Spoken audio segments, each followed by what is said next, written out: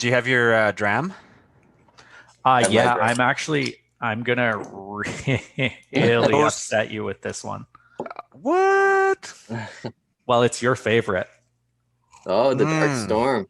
Mm. There better be some of that Nice. left over when I'm allowed to come back to your house. I plan on drinking all of this before you're allowed to come What back happened? to my What house. happened to Outdoor Whiskey Fest? Are we still doing that? All right, we're definitely doing outdoor whiskey fest. Oh yeah. Oh, You gotta just there wait. we go. Wait, My it'll camera's get terrible. there. Yeah, no. Yeah, it's not great. I am We've heard having it. another miniature cocktail from my good friends, our good friends at barchef.com in Toronto. This is the Nordic. It is from the master mixologist, Frankie Solaric. And this one is aromatics of dew-covered forest floor and bright mountain evergreen. The palate is balanced with flavors of sweet brandy and cinnamon. And I just had my first sip and I have a nice warm feeling in my throat. And man, does it ever have an amazing nose. They do know how to make their bottled cocktails over at Bar Chef. So cheers, boys. That's what I'm Cheers. here. Cheers. What do you got there, Mr. Economist? I have. Ooh, rosemary. Well, the distinctive and exuberant flavor of my dram was developed to be suitable for mixing in cocktails generations ago, and is still a go-to for. And then I can't read any. It's red label, isn't it? It's still red label.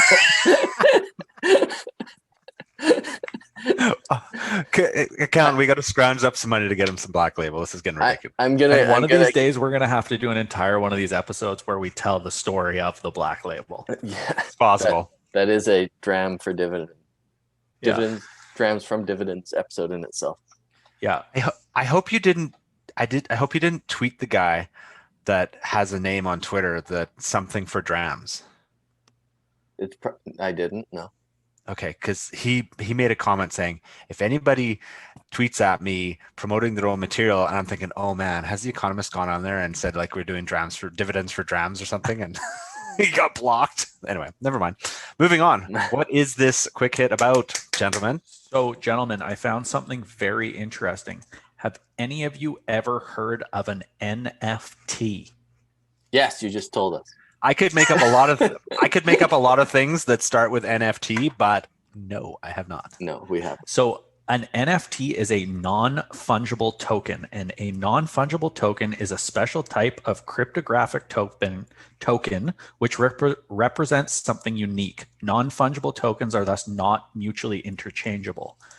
It is essentially a cryptocurrency of collectibles. And these things are selling for outrageous amounts. A couple people that I follow on the Twitter machines have just reported 10xing their money in 20 days on some Kobe Bryant digital art. I'm lost. Yeah. Speak old language to me. Like, I'm not up on this. I know what the Okay, whole crypto. so- I get the whole crypto thing, right? You do? But more than you might think. More than I do, I'm sure. So, do you remember in the 1930s when you'd Well, go I'm not buy a that baseball old. card down at the local shop? That happened in the 1980s too, just so you know. No, I know. Okay. I know you weren't around, but it happened then too. I was born in the 80s. Keep going. So it's essentially similar to a painting or a baseball card or a Wayne Gretzky rookie card.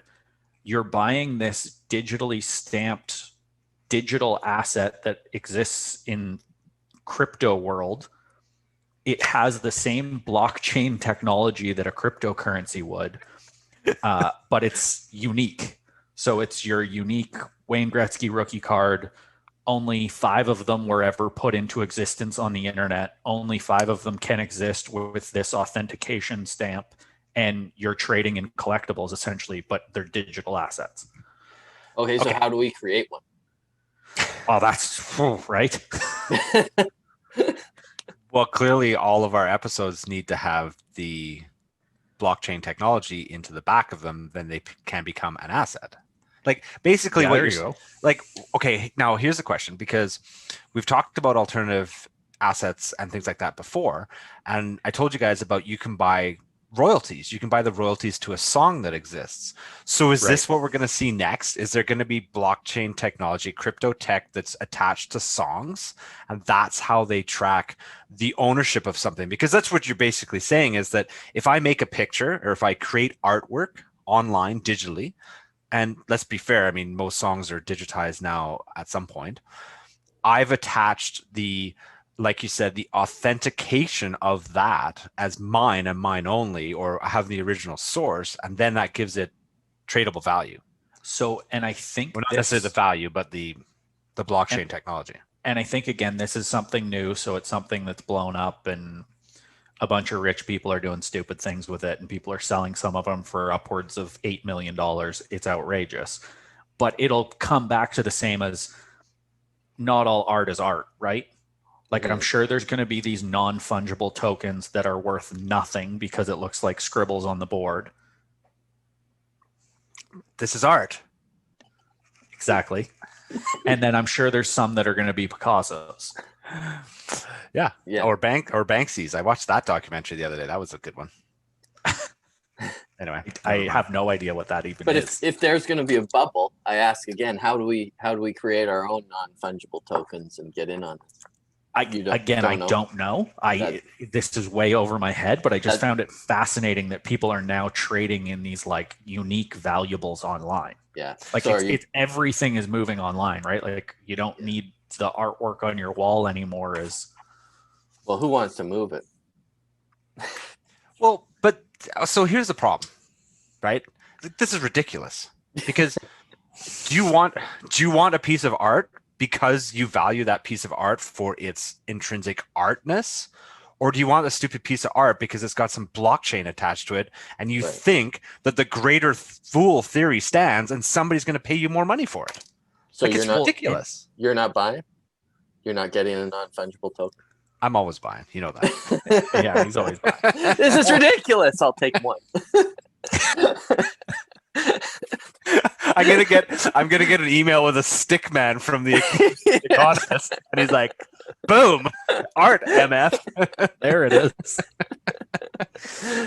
But you know what I mean, though, right? We make I just thought of this. Can we make a non-fungible token of the economist's background? We'll maybe that we have has to be valuable. We have to get the family money saver that in on it. Maybe. Yes. Maybe it's funny. We're gonna have to talk to him about that. Yeah. We should talk to him about that because he's actually going to be sponsoring our crypto episode. So this might fit right into the discussion. Absolutely. Oh, yes. Okay. So I'm still struggling with this. Is this just a thing?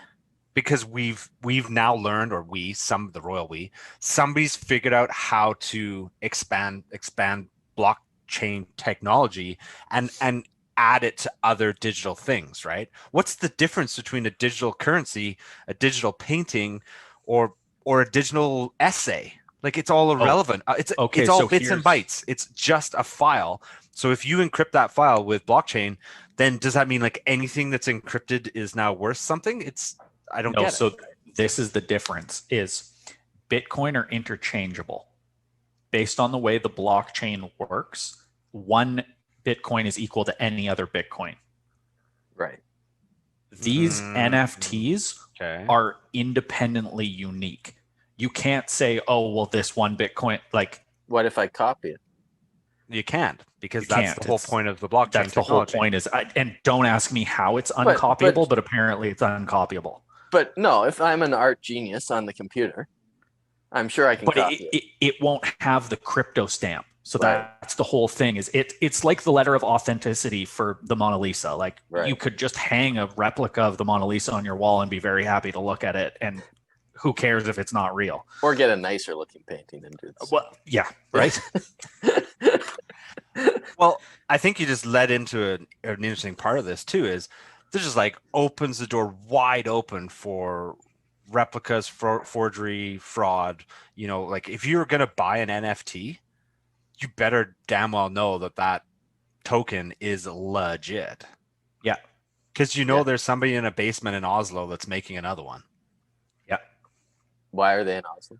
I don't know. Just jumped into my head. Reykjavik. Where do you want them to be from? I thought they had pretty lax standards over there in those countries. I don't know about that. That doesn't sound right. It's because Ryan's over there, and I figure he might be in a basement. And Yeah, fair enough. Oh, so he's come on, he's not creating NFTs.